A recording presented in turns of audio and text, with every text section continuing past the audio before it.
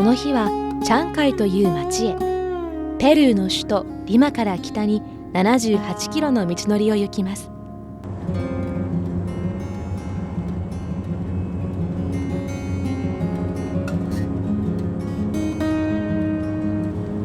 教育者としての銀優さんはどのような先生だったのでしょうか。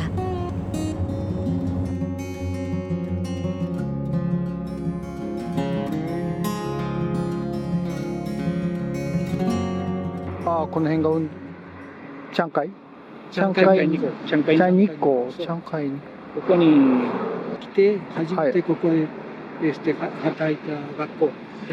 日本人がたくさんおったらしい。それで学校も作って。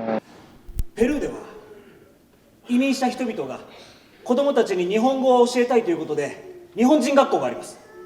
その学校の教頭を仰せつかったのです。実は農業で一旗あげたいという本音は言えず、給料はこちらの給料の3倍、150円。ペルーまでの渡航費はあちらの学校の父兄会が負担してくれます。僕は35年生まれた。その青い地の、あそこで生まれた。残ってる。la segunda puerta dice la segunda。当時、銀優さんが住んでいた教員住宅が今も残っていました。あ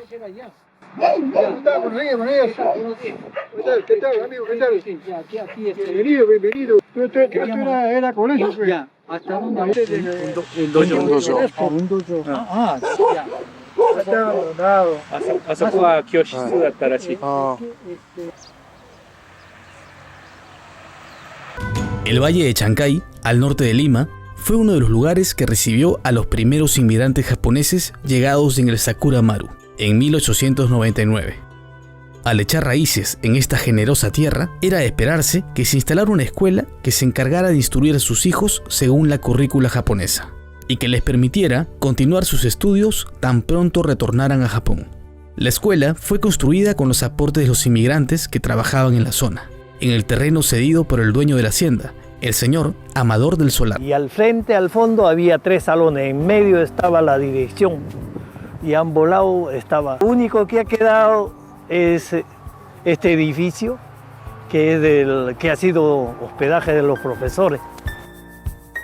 Siento orgullosa porque los profesores que le enseñaban a nosotros, Gakko, especialmente venía de Nihon. Mi padre se llamaba Ginyu Igei. Terminó de estudiar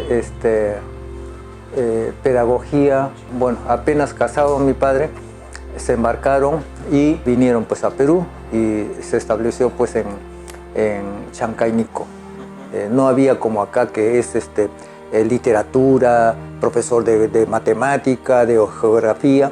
En general yo creo que todos los cursos enseñaban. Siempre entre compañeros jugábamos Nawatobi. Carrera siempre hacíamos nosotros entre nosotros. Primero, antes de estudiar, hacemos Rayo Taiso. Ese me gustaba. Sí. 小さい幼稚園からhasta 3年生まで先生が教えてた。とてもいい先生。優しい先生で、みんな幼稚園から1年、2年、3年生まで。こうもいつも優しい先生だったから、みんな子供と一緒に何かお手玉なんか遊ぶときも先生が覗きに来たり。先生、急いで、いや、仲間に入るからって、一緒に仲間に入って遊ぶことがありました。日本語とスペイン語は3年生から習うようになった。幼稚園はみんな日本人の先生。朝は行ったらもうラジオ体操。91歳。すごい元気。私は歌が好きだから、今でも孫ハトポとお手手つないでの歌も教えてるの。銀優先生も歌ってました。ハトポッポ。銀優先生と一緒に歌ったのは。みんな優しい人だからあーいつも一緒にの。一緒に。あ Muchas gracias. Empezó la guerra, ya se cerró toditito del colegio, toda la persona que ha sido presidente, que tenía directiva, todo eso, ya todo tenían que esconderlo, pues. Ya se lo llevaba el sensei, pues, a Estados Unidos. Por la guerra, uno de los mandatos fue deportar a los profesores, ¿no? Que eran los que guiaban a la juventud, a los niños. Otros que eran como ilegales, ¿no? Residentes en Estados Unidos, y la gran mayoría regresaron a Japón. Me daba pena que no podía estudiar, pues, porque alguno escondido iba y él mismo lo pescaba, pues. No se podía estudiar ni escondido tampoco. 私はですね、一家に先生に教わりました。それもね、第二次世界戦争中、戦争が始まった時にすぐ日本人学校は閉鎖されるというよりは、日本語の勉強はできなくなっていました。先生方はアメリカが引っ張られていったわけです。41年。41年の時。あの時2年生だったです。2年生。はい。学校はその後はスペイン語だけ。だけ。はい。もう日本語は禁じられていました。友達とは。いえ、スペイン語。戦時中は隠れて家庭教師みたいに6人ぐらい集まって井芸先生に教わりました。正式の学校でじゃなくてうちでね。お家でですか。日本語を勉強するのはもう禁じられていましたから警察に捕まりますから。カバンも持てなかったので。そうですか。木綿の袋にね、はい、何か買い物に行く風に買い物に行く風にして帳面なんか6人集まって6人毎日2時間毎日2時間とてもいい先生だったんですよ。はいピアノ上手だったんですよ。30の時掛け算の時は知らなかった。間違える時があったんですからね。お前たちはリンゴで包丁を切るんですか、それとも包丁でリンゴを切るのか。でも井先生はあまり厳しい先生じゃなくて井先生に教わってよかったです。戦後は井先生はマトテというところで、学校もう日本語を勉強するのはもう自由になりましたからね。原因は、日本人の子供たちに集まって、この学校で来ました。30人以上のバスタンテね、すごいですよね。午前中は臨生で、教えて、午後はマトゥテというところ。夜は、個人的で、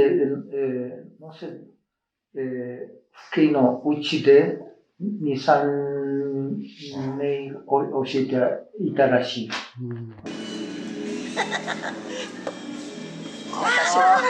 宮城じゃがたい。かわいいですね。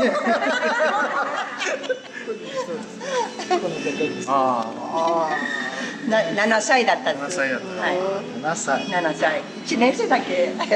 その時はこの学校自体はペルーでは秘密というか秘密の学校でした。でもこれは戦後だったから厳しかった厳しかったでしょ。厳しかった。とまた遊戯まで。遊戯。それも。踊り好きね。カチャシずっとよくやってた。1年生だけ歩きましたの。歩いたの。1年生。それからまたそっちの学校ね。ペルーの学校に入ったんです。またお父さんがまた日本語を教えるからまた日本語でまたスペイン語学校に。お母さんはどちらの方ですか？同じ宜野座村の松田。松田ですか。お母さんの名前は？大野。お父さん。今いらっしゃいますね、お父さんも。宜野座村は最近行かれました。うちの再会に。2002年。最近2016年。また来ます。申し訳ないが、うちの子供を行かせるのをやめようと思います。なぜですか？もし月謝が厳しいようであれば落ち着いてからでも構いません。いえ、やはりこの状況で日本語を教えるのは逆に危ない。ペルー警察に見つからないように買い物袋にプリントを持たせてはいるが、いつ何があるかわからない。ペルーの学校に入れてスペイン語を教えた方が安全だよ。時代がどう変わろうか、子供たちがたくましく生きられるよう、私は日本語もスペイン語も必死の覚悟で教えているんです。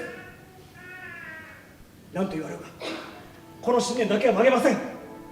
もともと銀優さんは沖縄にいた頃、海外に憧れる村の若者を集め勉強会を開いていたそうです。こちらの家銀優君は週2回夜、移民を志す若者たちに向けて熱心な移民教育講座を行っている。これはまた素晴らしい思いつきだが、その発想は一体どこから？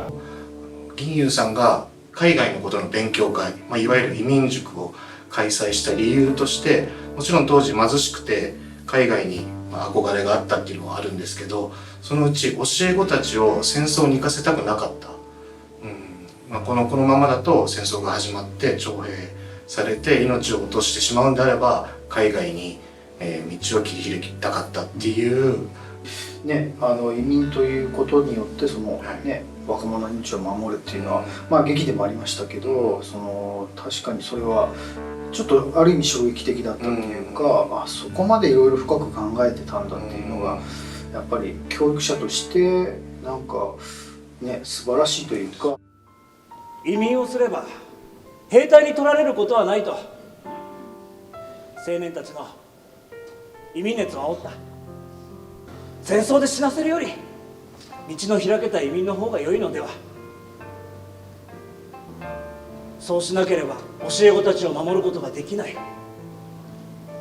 素朴な思いからだった。そうだったんだ。